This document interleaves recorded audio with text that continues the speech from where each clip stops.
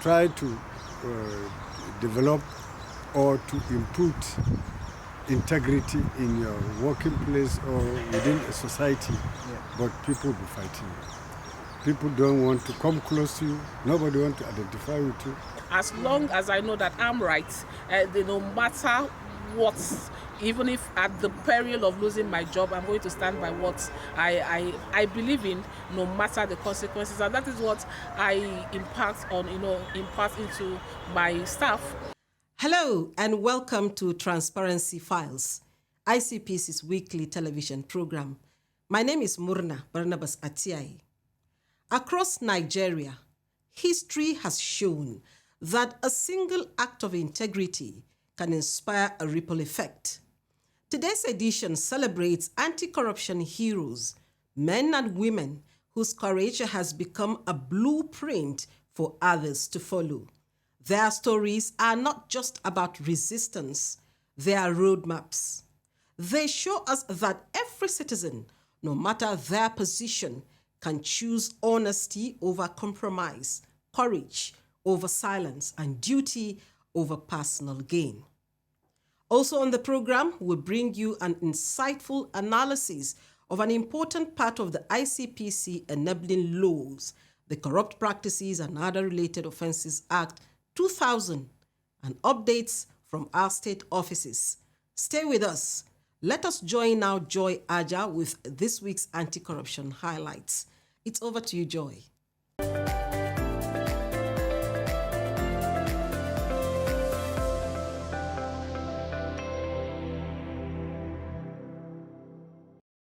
Hello viewers, thank you for staying with us. My name is Joy Aja with Anti-Corruption Stories.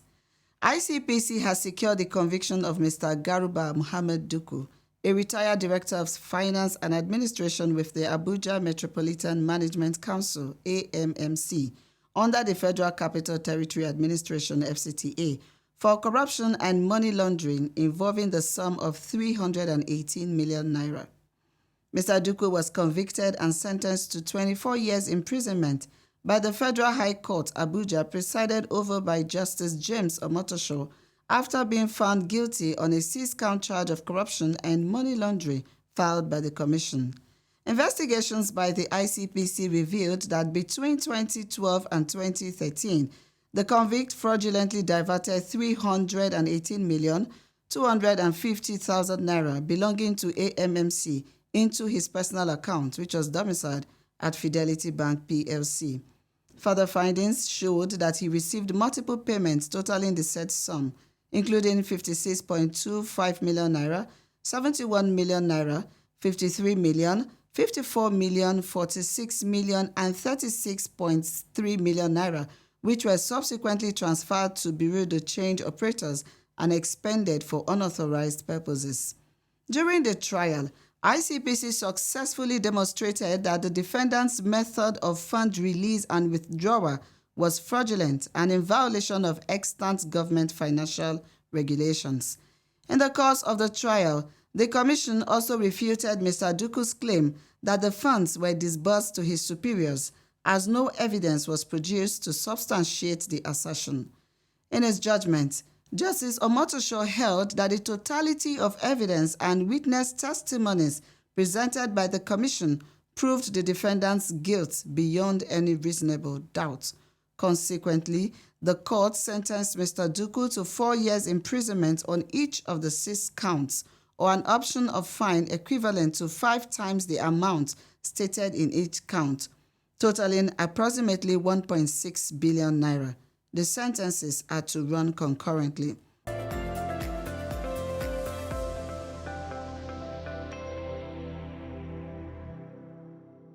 In another development, ICPC, in collaboration with the Economic and Financial Crimes Commission, EFCC, and the Code of Conduct Bureau, CCB, has held a 2-day training workshop on the Commonwealth Africa Region Anti-Corruption Research Project.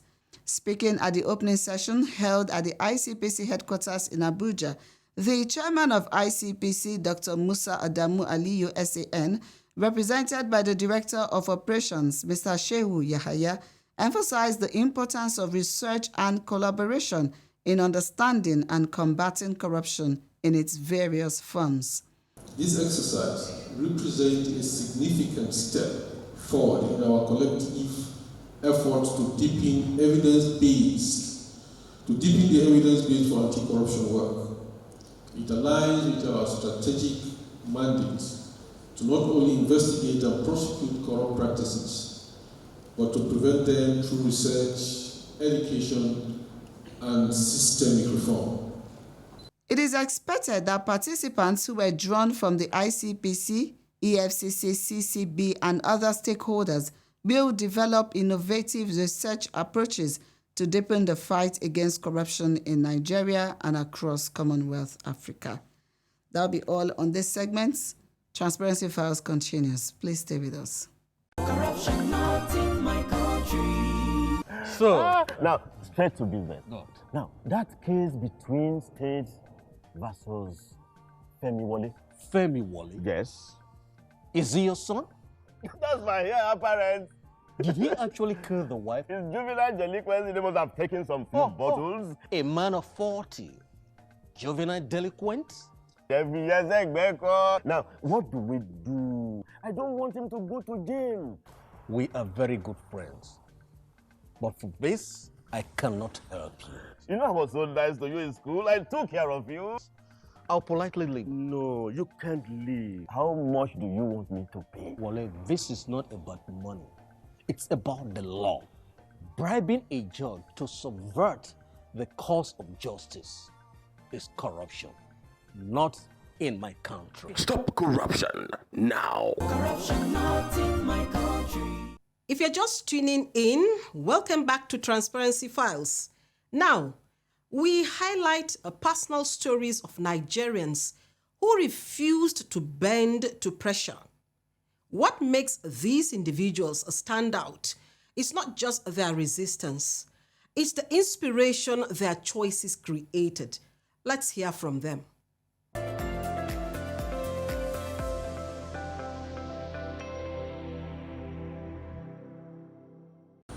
As a union leader, my members voted for me to protect their interests. As a leader, the issue of unionism is pushing for the welfare of your members.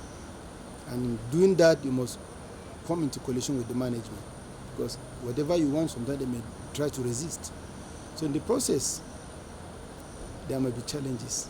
You may be witch-hunted, there may be some attack. Even in your promotion, they may decide to give you bad upper, just to ensure that they threaten you into submission.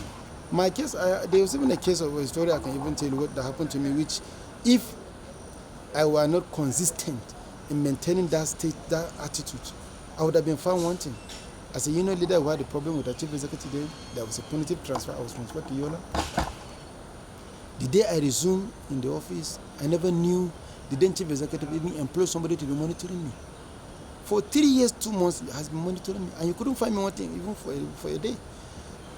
Because initially I couldn't even agree that it was true that somebody was monitoring me. But at the end of the day, when the person told me off-head, all the days I was on leave since I assumed duty in Yola, and all the days my head was on leave because I used to be the one the actor in the office. So I believed him. And I told him, how you find? He said, I couldn't find it. I said, no, I've forgiven you. He was asking me for forgiveness. I said, I have no any issue with you.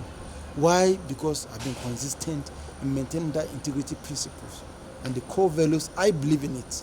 I work with the criminal justice system.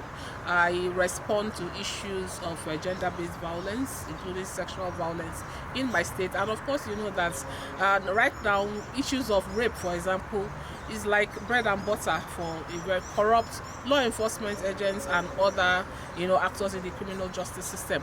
Seeing that it carries life imprisonment, so there's a lot of money and a lot of pressure when people are arrested for those crimes. So you come under a lot of pressure, you come under, a lot of people, sometimes people in high positions of society calling you to compromise or to let go someone who has, there's evidence that they have defiled or raped another.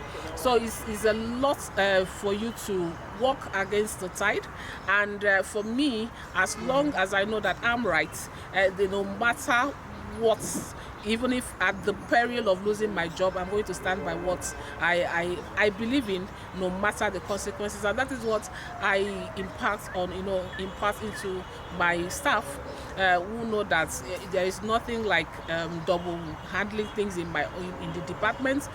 We are all straightforward. You cannot make any accusation. There is no bribery. There is no corruption. Your files are treated as they come, and then I make them stand for something. You see, just like I used to say, every human being was born with his integrity. But society corrupts some people. Some people, follow the society this thing and change and destroy the integrity in them and put on a different shit, which is corruption, which is not known even from our culture. And nobody was born with corruption. Everybody was born with integrity. It's not an easy thing. You try to develop or to input integrity in your working place or within a society, but people will be fighting you. People don't want to come close to you. Nobody wants to identify with you. But find a good, intelligent, corrupt person. You see, the whole world will be around him, but not a person with integrity.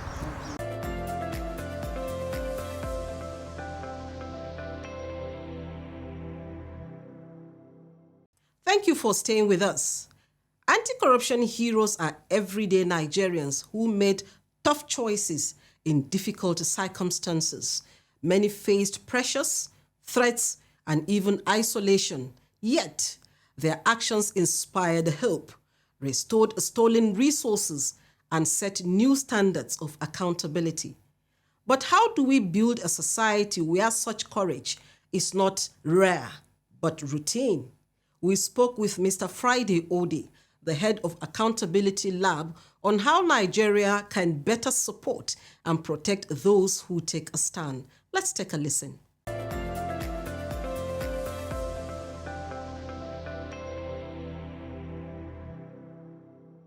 The kind of systems and policies I think Nigeria has to put into place has to do, for me, one of the things we have worked with ICPC, which I think I strongly believe in, is the National Ethics and Integrity Policy.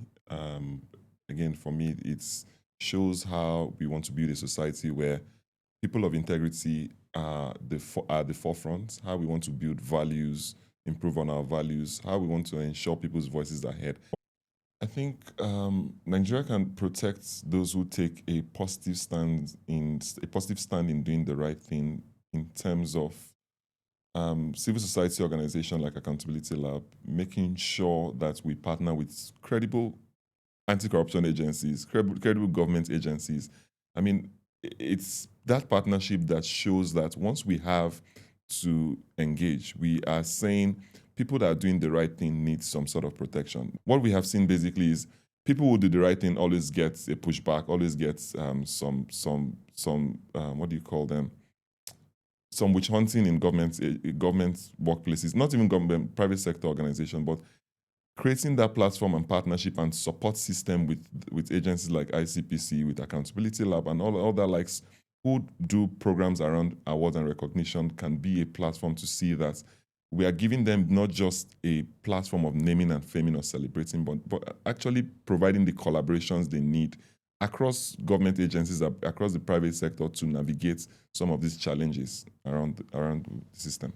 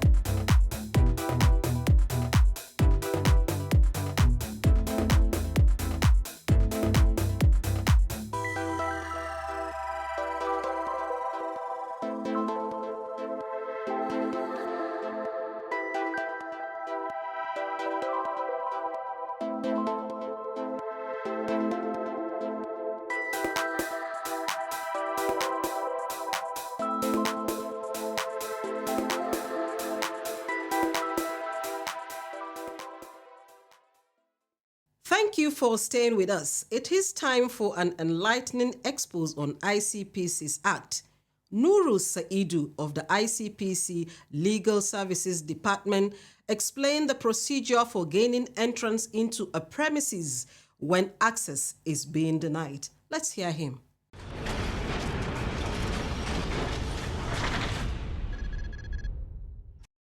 The procedure of gaining access to a premises is clearly spelled out in Section 36 of the Corrupt Practices and Other Related Offences Act 2000.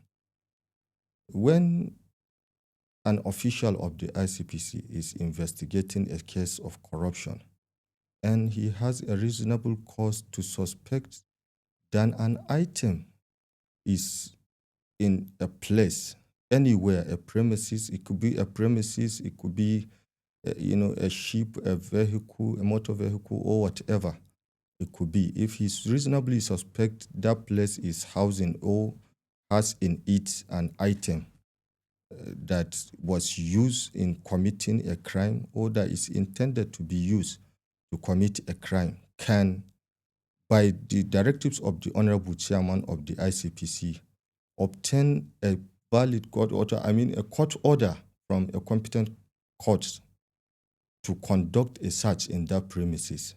If an entry is denied in any premises, as a law enforcement agent, you are by our laws expected to use a reasonable force to gain access into that premises. If it's by even the Act and the Administration of Criminal Justice Act 2015, you can, if an access is denied, you can break and open the outer or inner door, or even the window, wherever you see it's the most appropriate to gain access into that premises. You can do so and, get your entry there since you have a backup of a court order. And with that, you continue and you have the powers to take copy if it's a document or an extract, or if it is item that you completely, recover for the view with the view of, continuing with your investigation. So, and anyone who obstructs you or who attempts, to deny you that access, it can be arrested because you are acting, by court directives.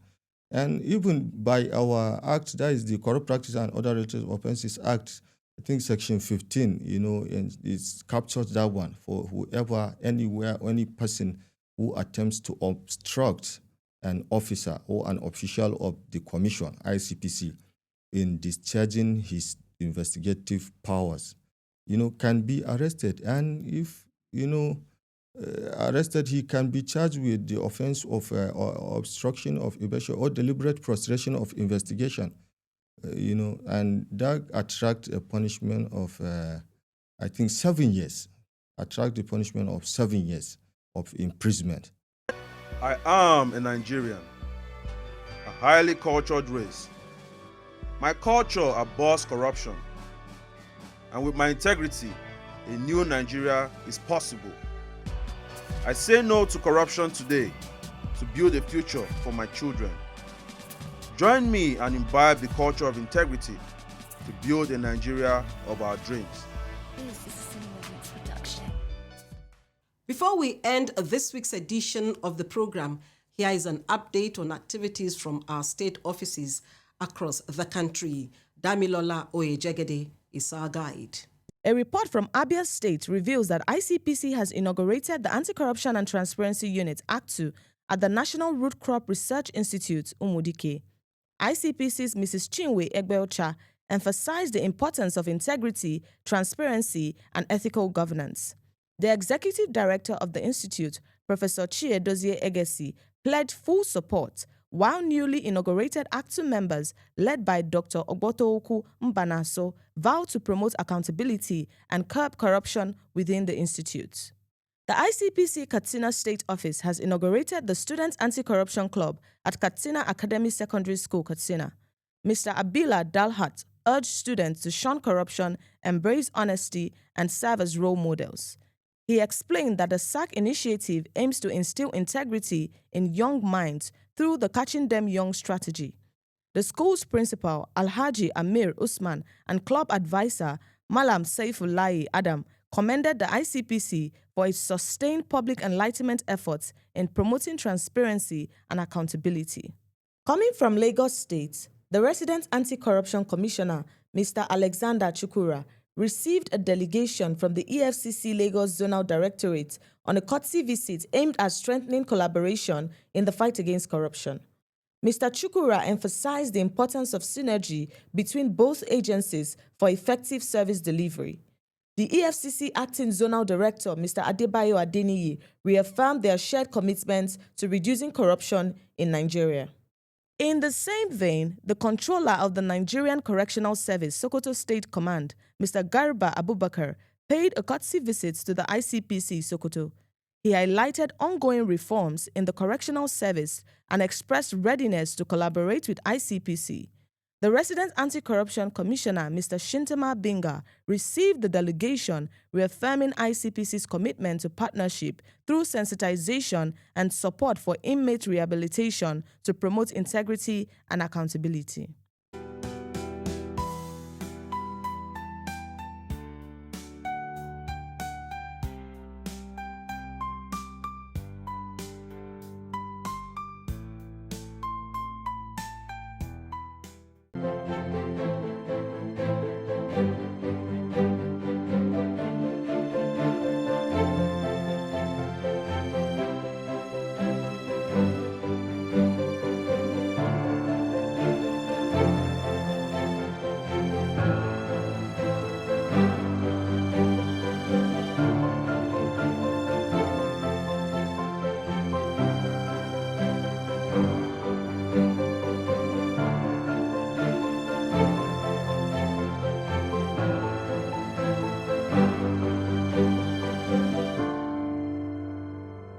And that's it for today's edition of Transparency Files.